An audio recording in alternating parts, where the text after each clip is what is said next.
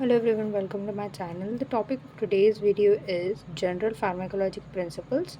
We are going to discuss the various topics. I will list it in the on the screen. So, the general pharmacological principles. The first chapter, introduction, the route of the administration of the drug. Here he mentions the various types, various things in the first chapter that we are going to study later on. So first thing is the what is pharmacology. The pharmacology is the science of a drug. ये एक Greek अल्फाज है जिसका जो फार्मेकॉन और Locos से मिलके बना हुआ है। फार्मेकॉन का मतलब होता है ड्रग और लोकोस का मतलब होता है इनकोर्स इन, जिसके अंदर हमको वो सारी चीज़ें डिस्कस करनी है। ठीक है, जिसके अंदर वो सारी चीज़ें हम पढ़ने वाले हैं। इन दी ब्रॉड सेंस फार्मेकोलॉजी अगर हम एक ब्रॉड व्यू में अगर देखें तो ये इंटरेक्शन होता है ऑफ एक्सोजीनसली एडमिनिस्ट्रेड केमिकल और biological molecule in the living system. एक ऐसी चीज़, एक ऐसी आप दवा समझ लें, एक टैबलेट समझ लें जो कि एक्सोजीनसली बाहर से डाली हुई है, एडमिनिस्ट्रेड केमिकली और बायोलॉजिकल मॉलिक्यूल्स, जिसमें केमिकल और बायोलॉजिकल दोनों मॉलिक्यूल्स है, या तो केमिकल है या बायोलॉजिकल मॉलिक्यूल है, जो कि एक इंसान के अंदर एक लिविंग सिस्टम में डाला हुआ है, which can produce a biological response, जिसकी वजह से हमारी बॉडी में उसके रिस्पॉन्स की वजह से कुछ चेंजेस हों, उसको हम बोलेंगे ड्रग। फार्मेकोलॉजी जो है वो कंप्राइज करती है, मतलब उसके अंदर सारी जो चीज़ें आती हैं, all aspects of the knowledge of about drug के बारे में आपको सारी बातें इसमें पता चलेंगी। In the past animal experiments, primary जो एम होता था वो था कि भाई हम अंडरस्टैंड करें, कि हम समझें फिजियोलॉजिकल प्रोसेस क्या होती है, कि ड्रग हम जब लेते हैं तो उससे हमारी बॉडी में क्या क्या फिजियोलॉजिकल चेंजेस होते हैं, ये देखने के लिए। अभी 18th सेंचुरी के अंदर ये सारी चीज़ें स्टार्ट हुई। Pioneered by F Magendie and Claude Bernard, which who also adopted them to study the effect of the certain drugs। खुद के ऊपर उन्होंने कुछ चीज़ें, कुछ ड्रग्स स्टडी करने की कोशिश करी, या एनिमल्स पर उन्होंने कुछ एक्सपेरिमेंट्स करने की कोशिश करी। Pharmacology in experimental science, pharmacology जो है वो एक्सपेरिमेंटल साइंस है। वॉज एनश्योर्ड बाय रोडाल्फ, ये मुझे नाम थोड़ा डिफ़िकल्ट लग रहा है, became, who founded the first institute of the pharmacology in 1847 in Germany में उन्होंने पहला इंस्टीट्यूट बनाए थे फार्मेकोलॉजी का। The later on in 19th century, 18th century के अंदर क्या हुआ कि फिजियोलॉजिकल प्रोसेस को समझने के लिए उन्होंने एक प्राइमरी एम स्टार्ट करे कि इनको ड्रग क्यों समझना है, फार्मेकोलॉजी क्यों समझनी है। तो उसका प्राइमरी जो एम है हमको फार्मेकोलॉजी पढ़ने का, कि भाई हमको फिजियोलॉजिकल प्रोसेस पढ़नी है कि ड्रग हमारी बॉडी पे काम क्या करता है। द थिंग इज़ नाउ, ये हो गया हमारा 18th सेंचुरी का। अब आ जाओ 19th सेंचुरी में। 1847 में पहला इंस्टीट्यूट बन गया। 19th सेंचुरी के अंदर क्या हुआ कि ऑसवाल्ड, ये जो भी नाम है आप देख लो, ऑसवाल्ड बंदा जो था, ये जो है ये हमारे फार्मेकोलॉजी के फादर है, फादर ऑफ फार्मेकोलॉजी इनको बोला जाता है। इन्होंने अपने डेसिबल्स के साथ में, मतलब इनके साथ जो भी स्टूडेंट्स जुड़े थे, इनके जो फेवरेट पीपल्स थे, इनके साथ इन्होंने जुड़कर फंडामेंटल कॉन्सेप्ट ऑफ फार्मेकोलॉजी के ऊपर काम करे। ठीक है, फंडामेंटल कॉन्सेप्ट हमने क्या बनाना है, क्या कॉन्सेप्ट है, किस बेसिस पे फार्मेकोलॉजी काम करेगी, तो ये इस पर उन्होंने काम किया। Since these drugs have been purified, chemically categorised, and a vast variety of highly potent and selective new drugs have been developed। क्या क्या किया है इन्होंने फंडामेंटल कॉन्सेप्ट ऑफ फार्मेकोलॉजी को पे बात करी, इन्होंने उसको समझने की कोशिश करी, इन्होंने बनाने की कोशिश करी। अभी क्या किया इन्होंने, सिंस देन, उसके बाद से क्या होने लगा कि जो ड्रग्स जो है वो प्यूरीफाई होने लगे, केमिकली कैरेक्टराइज्ड होने लगे, उनकी एक बड़ी वास्ट वैरायटी के अंदर उनको पोटेंटाइज किया गया, हाईली पोटेंट बनाया गया। सिलेक्शन ऑफ न्यू ड्रग्स, नए ड्रग्स मार्केट में आना शुरू हुए, नए ड्रग्स का इन्वेंशन होना शुरू हो गया। मैकेनिज्म ऑफ एक्शन के ऊपर ध्यान दिया गया। Molecular targets of many drugs have been elucidated. नए जो टारगेट्स है भाई, कि ये मॉलिक्यूल इसका इस मॉलिक्यूल का ये मैकेनिज्म ऑफ एक्शन रहेगा, ये चीज़ें बताई गई। नाउ द फार्मेकोडायनेमिक जो है वो भी एक ग्रीक अल्फाज है। डायनेमिक का मतलब होता है पावर, ताकत। What the drug does to the body, drug हमारी बॉडी पे क्या इफेक्ट करेगा ये हमें बताएगा फार्मेकोडायनेमिक। ठीक है, फार्मेकोडायनेमिक इंक्लूड करता है, इसके अंदर हम देखेंगे कि भाई फिजियोलॉजिकल और biochemical effect of the drug and either mechanism of action at a organ system or a subcellular or a macro molecular level। ठीक है, क्या क्या रहेगा, physiological and biochemical effect, physiological plus biochemical effect of a drug, उसके साथ साथ उसका mechanism of action किस पे, ऑर्गन सिस्टम पे, सब सेल्यूलर लेवल पे और मैक्रो मॉलिक्यूलर लेवल के ऊपर हम देखेंगे। एग्जाम्पल के तौर पे अगर एड्रेनालिन हम किसी को दे रहे हैं तो वो क्या करेगा, एड्रेनालिन हमने किसी के बॉडी में अगर आईवी के थ्रू या किसी टैबलेट के फॉर्म में अगर हमने दिया, एड्रेनालिन दे दिए, देन वो क्या करेगा, एड्रेनालिन रिसेप्टर्स के ऊपर काम करेगा, वहाँ पे जाके वो एक्ट करेगा। ठीक है, एड्रीसेप्टर्स के ऊपर जाके वो एक्ट करेगा। फिर क्या होगा कि वहाँ पे जी प्रोटीन मेडिएटेड स्टिमुलेशन होगा of the cell membrane bounding to the adenylyl cyclase. इसके बाद में अगली चीज़ होंगी कि increase intracellular cyclic 3 and 5 AMP जो करेंगे, जो जिसका असर होगा कि कार्डियक स्टिमुलेशन होगा, हेपेटिक ग्लाइकोजेनोलिसिस होगा एंड हाइपरग्लाइसीमिया होगा। ये 3 चीज़ें होंगी जब हम एड्रेनालिन किसी को देंगे। ठीक है, इसमें हमने क्या देखा कि भाई हमको यहाँ पे physiological biochemical effect of the drug हमको दिखा, हमने फिजियोलॉजिकल और बायोकेमिकल इफेक्ट इसमें देखे। सेकेंड थिंग हमने मैकेनिज्म ऑफ एक्शन देखे कि किस तरह से ये पाथवे इसका बनेगा, किस तरह से ये एक्ट करेगा ऑर्गन सिस्टम पे, सब सेलुलर सिस्टम पे और उसके साथ साथ वो मैक्रो मॉलिक्यूलर लेवल के ऊपर। नाउ द फार्मेकोकाइनेटिक्स रेफर करता है the movement of the drug in and alteration of the drug by the body including absorption, distribution, binding, localization, storage, biotransformation and excretion of the drug। अब देखो movement of the drug, हमारी body में drug किस तरह से जाएगा, साथ ही साथ उसका हमारी बॉडी में क्या, किस तरह से उसको हम बॉडी में मतलब हमने जब टैबलेट ले लिए तो उसके बाद अब बॉडी उसका क्या करेंगी, तो ये हमें बताता है फार्मेकोकाइनेटिक्स। इसका the drug alteration of the drug by the body में उसकी किस तरह से एब्जॉर्प्शन होगा, किस तरह से डिस्ट्रीब्यूशन होगा, बाइंडिंग होगी, लोकलाइजेशन होगा, स्टोरेज होगा, बायो ट्रांसफॉर्मेशन होगा एंड एक्सक्रीशन किस तरह से होगा। तो देखो फॉर एग्जांपल अगर हम डायजेपाम की जो टैबलेट होती है अगर वो हम लेते हैं जो कि स्टेटस एपिलेप्टिकस के लिए दी जाती है, डायजेपाम हमने एक पेशेंट को दिए, इज़ रैपिडली कम्प्लीटली एब्जॉर्ब्ड। अब ये लिया किसी बंदे ने और वो फट से एब्जॉर्ब्ड होगी, 100% बायो एक्टिविटी, बायो अवेलेबिलिटी हो गई। ठीक है, 100% वो एब्जॉर्ब हो गया।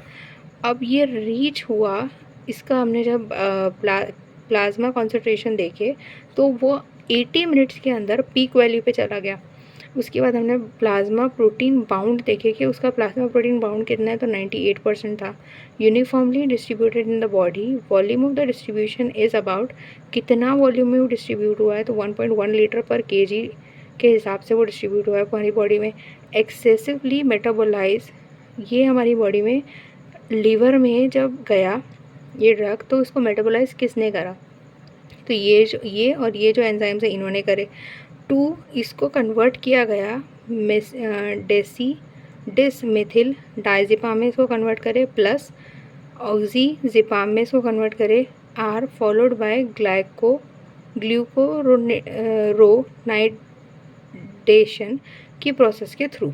ठीक है, देखो जब हमारे लीवर में गया डायजेपाम, जब टैबलेट हमारी लीवर में गई, लीवर में जाने के बाद क्या हुआ कि ग्लूकोकोनाइडेशन ये प्रोसेस के थ्रू ये और ये 2 एंजाइम्स इसमें इस्तेमाल हुए और इसको जो कन्वर्ट करके बनाया गया वो है डिसमिथिल डायजेपाम प्लस ऑक्सीपाम। ठीक है, ये 2 चीज़ें इसकी बनी। ठीक है, इसके बाद अगली जो चीज़ है कि about 1% is the urinary excretion इसमें होगा। हाफ लाइफ ऑफ डायजेपाम की जो है वो है 43 आवर्स और क्लियरेंस जो है 0.38 ml पर मिनट पर kg। ये हो गया हमारा पूरा फार्माकोकाइनेटिक्स की डेफिनेशन का डिस्क्रिप्शन। ठीक है, बेसिक चीज़ क्या थी कि moment of the drug in an alteration of the drug by the body. ठीक है, एब्जॉर्प्शन किस तरह से हुआ, तो खाते साथ ही 100% एब्जॉर्प्शन हो गया। ठीक है, पीक वैल्यू पे डिस्ट्रीब्यूशन, अभी एब्जॉर्प्शन हो गया, उसके बाद डिस्ट्रीब्यूशन के अंदर हम पहली चीज़ें देखेंगे कि भाई ये हमारी बॉडी में जाते साथ सबसे पहले लीवर में जाके इसका ये सारा प्रोसेस हुआ। ठीक है, इसके बाद अगली जो चीज़ है बाइंडिंग इन लोकलाइजेशन और स्टोरेज। बाइंडिंग, लोकलाइजेशन और स्टोरेज, तो यहाँ पे पीक वैल्यू कॉन्सेंट्रेशन जो है प्लाज्मा कॉन्सेंट्रेशन वो 80 मिनट के अंदर उसको पीक वैल्यू पे चला गया। बाइंडिंग जो हुई है प्रोटीन, प्लाज्मा प्रोटीन के साथ जो बाउंड हुआ वो 98% बाउंड हुआ। यूनिफॉर्मली डिस्ट्रीब्यूशन पूरी बॉडी में जो हुआ, volume of distribution is 1.1 litre पर केजी, इसके हिसाब से हुआ। Half life period is 43 and clearance is 0.38 ml पर मिनट पर KG. This is all about the pharmacokinetics. Now, the basic definition of the drug. Drug is the French word is derived from the French word that is a drogue. Drogue का मतलब होता है एक dry herb. It is the single active chemical entity present in the medicine that is used for diagnosis, prevention, treatment, cure of the disease. ठीक है, एक single active chemical entity समझ लो, एक सिंगल एक्टिव केमिकल एंटिटी है जो कि present होती है मेडिसिन के अंदर और इस्तेमाल होती है डायग्नोसिस के लिए, प्रिवेंशन के लिए, ट्रीटमेंट के लिए, क्योर के लिए ऑफ अ डिज़ीज़। ठीक है, ये हो गया ड्रग।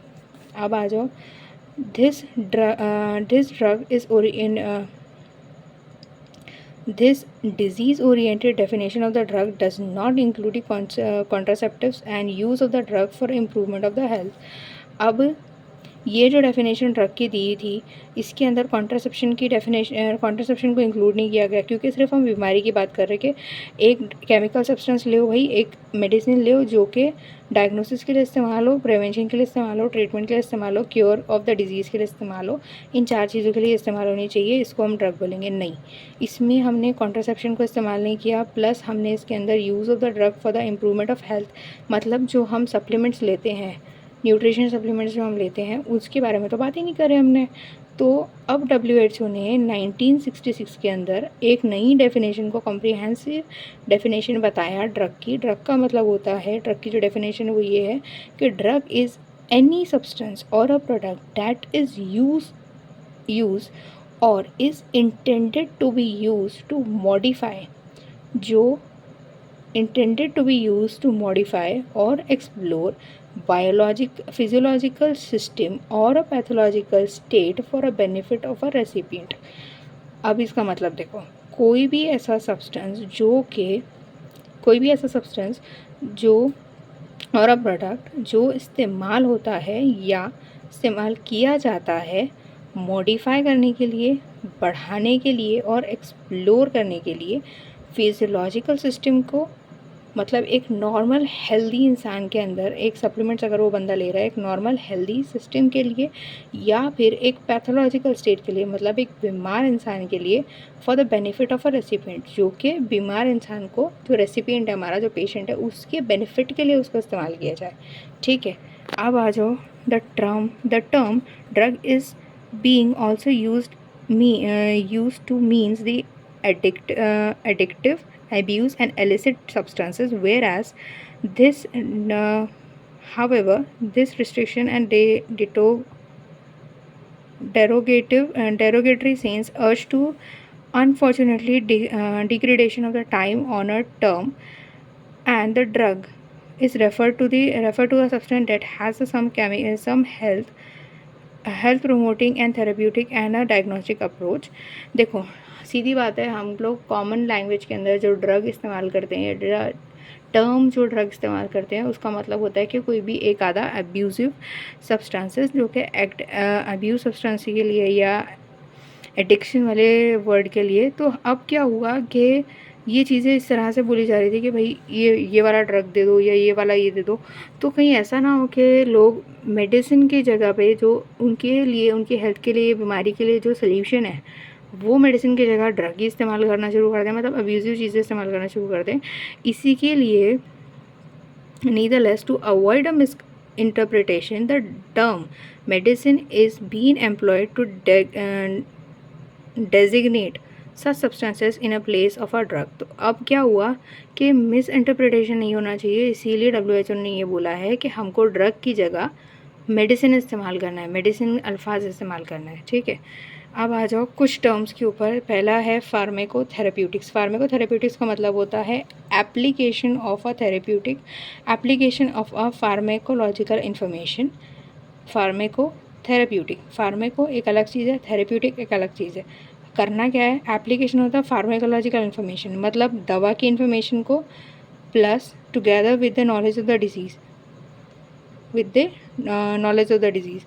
सीधी बात है, देखो फार्मेकोथेरेप्यूटिक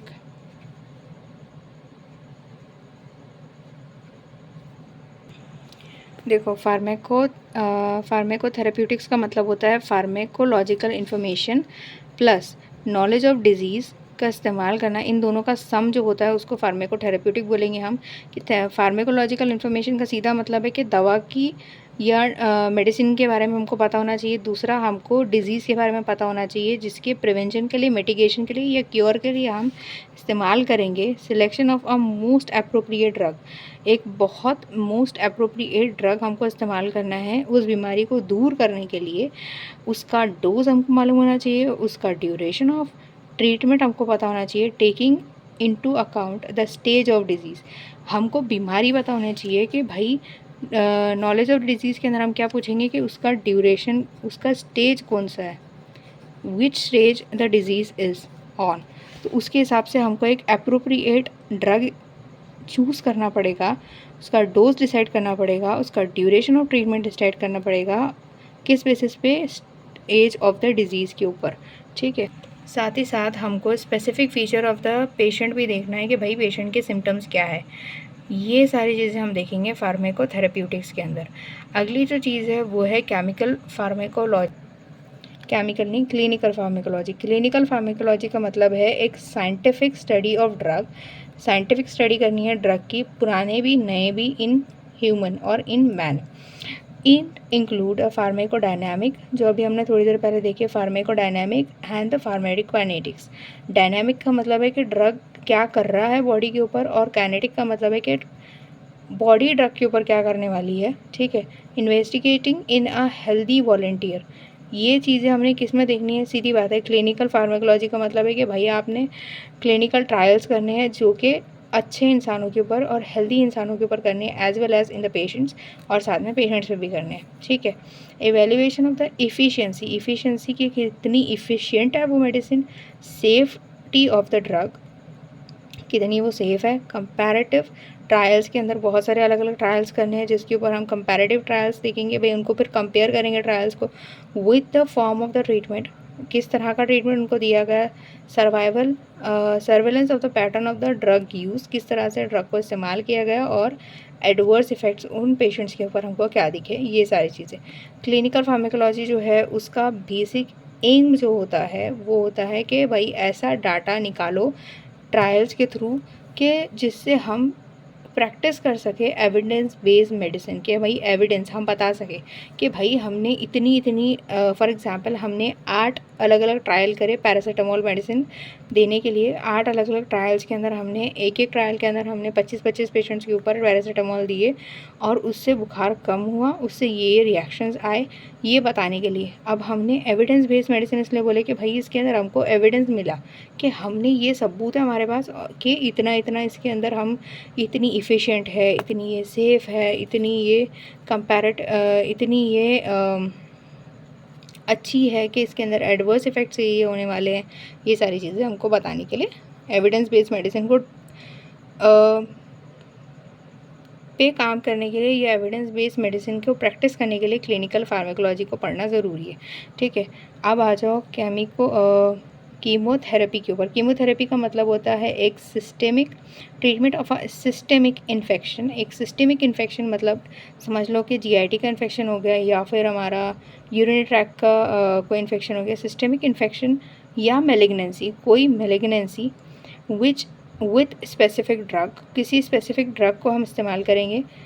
सिस्टेमिक इन्फेक्शन सिस्टमिक इन्फेक्शन में या मैलिग्नेंसी में स्पेसिफिक ड्रग हम इस्तेमाल करेंगे जिसकी सिलेक्टिव टॉक्सिसिटी होगी फॉर अ इन्फेक्टिंग ऑर्गेनिज्म। उस इन्फेक्टिंग ऑर्गेनिज्म के लिए एक सिलेक्टिव टॉक्सिसिटी उस ड्रग की होगी, और या फिर वो मैलिग्नेंट सेल के लिए एक सिलेक्टिव टॉक्सिसिटी होगी विथ नो या minimal effects on the host cell.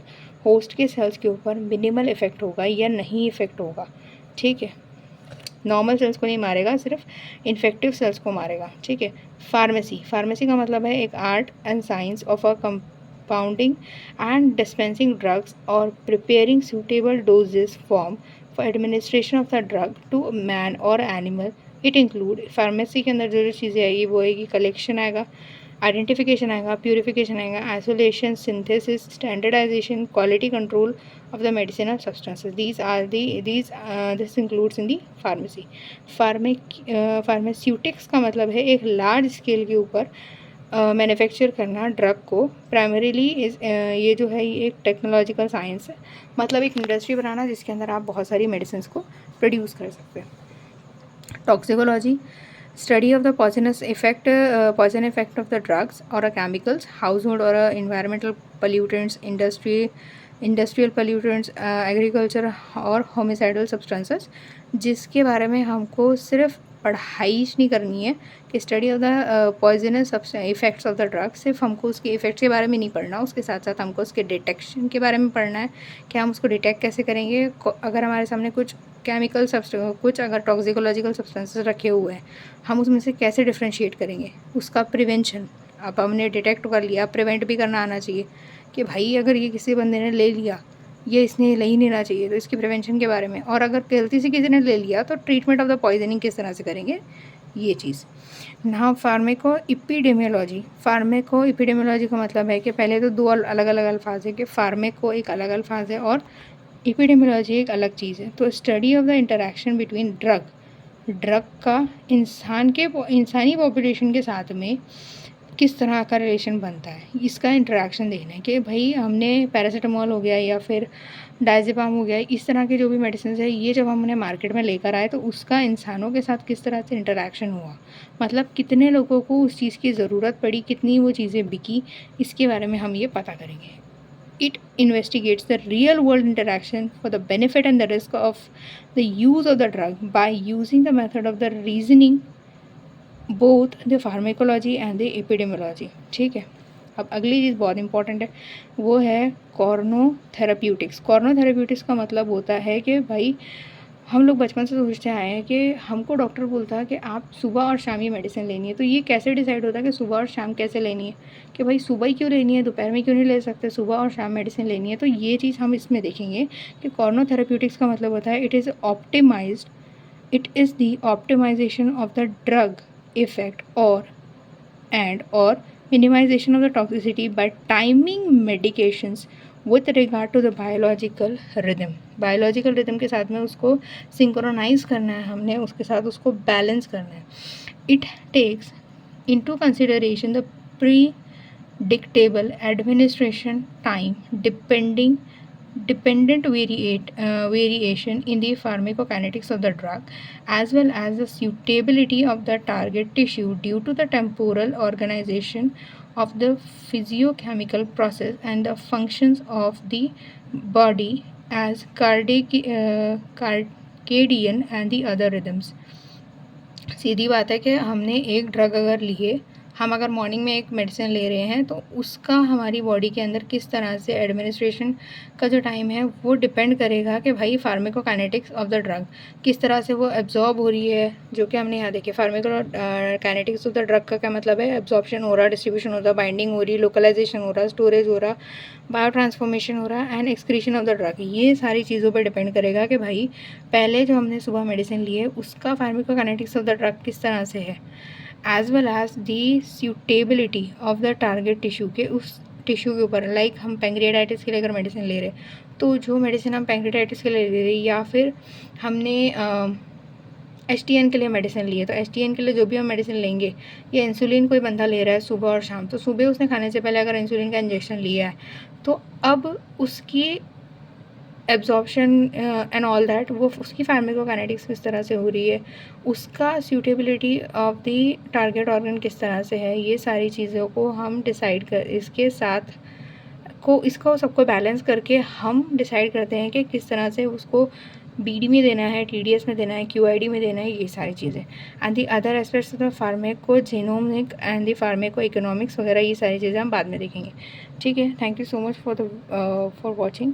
अगली वीडियो में हम नेचर ऑफ द ड्रग, उसके साथ साथ सोर्सेज ऑफ द ड्रग और ड्रग का नॉमेनक्लेचर, ये सारी चीज़ें देखेंगे डिटेल में। Thank you so much for watching.